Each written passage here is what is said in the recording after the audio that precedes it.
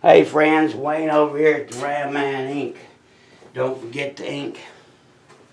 Hey, well, if it's a Dodge and a Ram, it's probably associated with a Cummins, and since I've got all those 5-ton trucks, military trucks, 934, 936, well, yes, most of my Mopar friends don't know it, but when it comes to the Cummins PT fuel pump, I know quite a bit.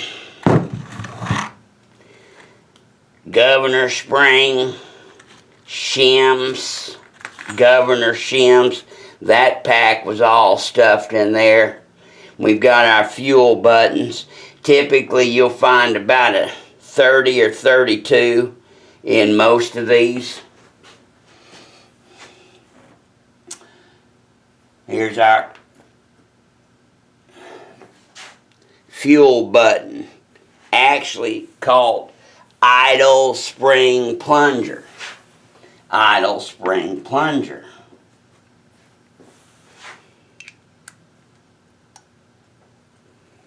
See there? Idle spring plunger. Idle spring plunger.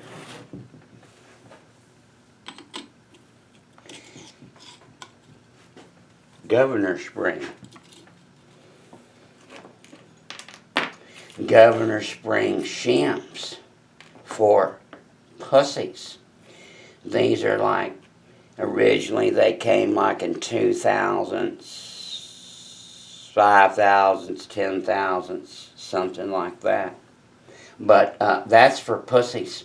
Now, if you really want to turn your military truck up, your 855, what you do is you come over here to the Ram Man shims.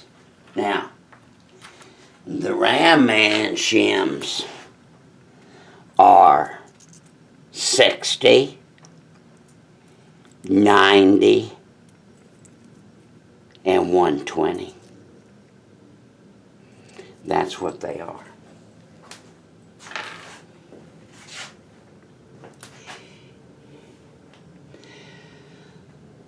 You put a 120 shim in there. You put a number 5 or a number 10 button in there. And we turn out our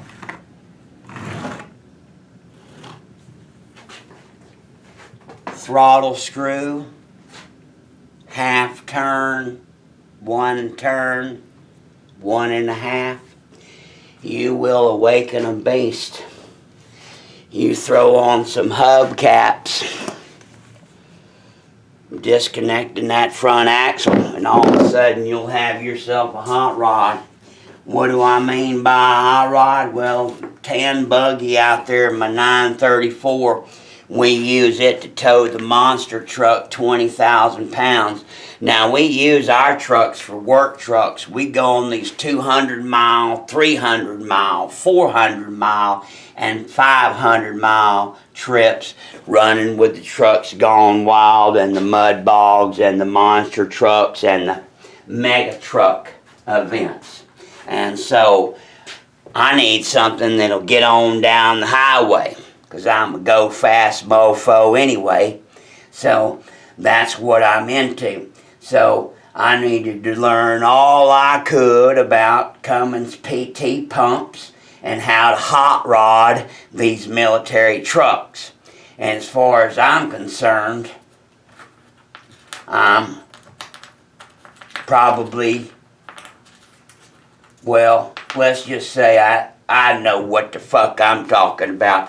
I mess around with PT pumps on Saturday mornings at 8 a.m. for fucking entertainment. I am a true weirdo. So, having lots of experience with the military trucks, I'll give you a perfect example. Tan buggy out here, M934, expansive van, but expands to 14 feet wide. We just got back from Colfax, Louisiana. That is a 325-mile run one way for us, because we're based here in Fort Worth, Texas. Now, Tan Buggy right here, let me tell you about Tan Buggy. Tan Buggy was a stock buggy. And right now, she is running a number 10 button. She's running a 120 shim. And the fuel pump screen has been turned up.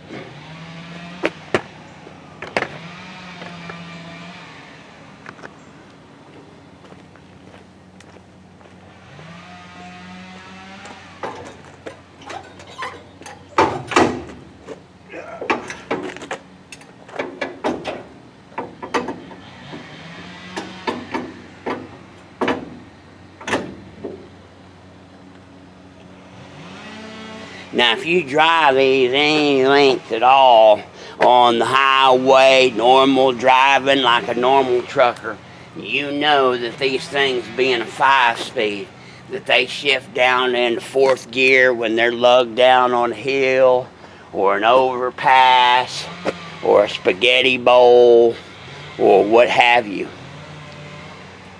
That's just what they do. Now, I understand where I'm coming from, friends, and I'm trying to help out lots of people.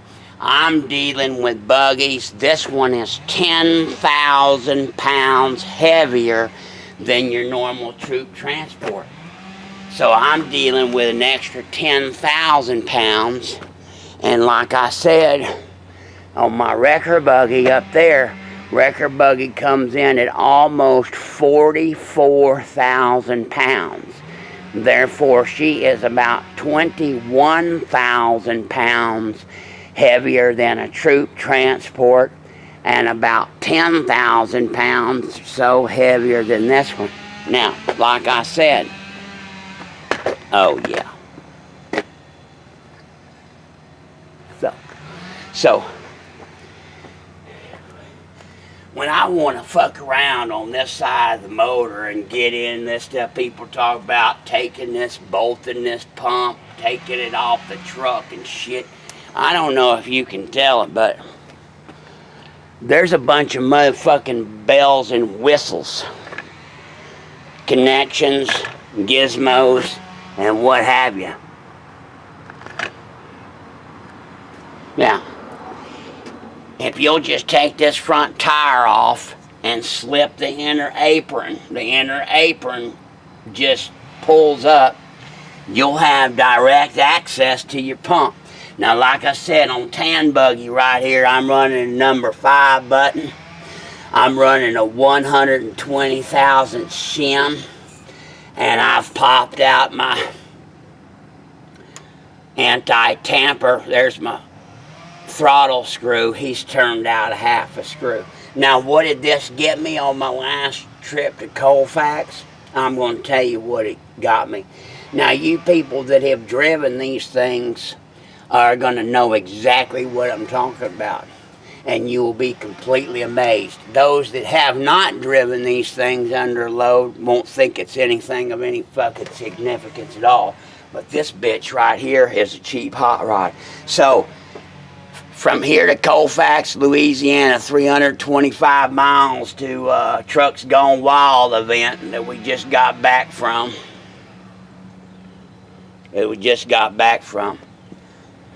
700, 800 miles.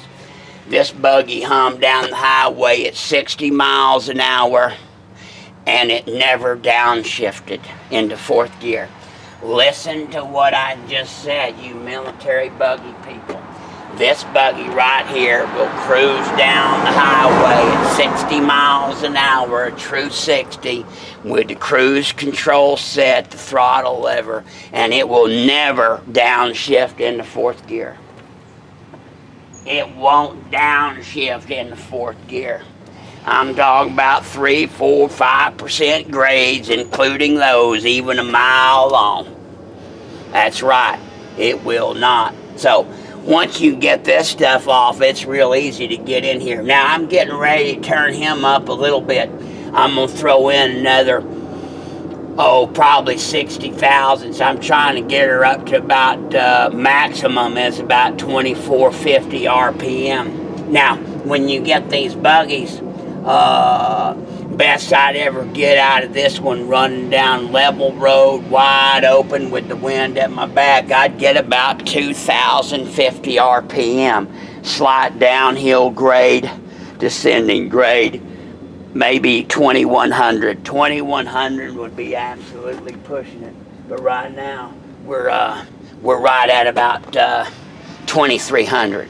She clips right on down the highway at 2,300 with no problem. So anyway, I'll show you how to change these out in a little while. But if you want to hot rod your 855 military buggy, the Ram Man has got your parts and got your answers. And there's them cool front axle disconnect caps. Talk about saving some mileage and some front end and putting some throttle response back in your ass. That'll do it too. God bless you. God bless America. And happy trucking.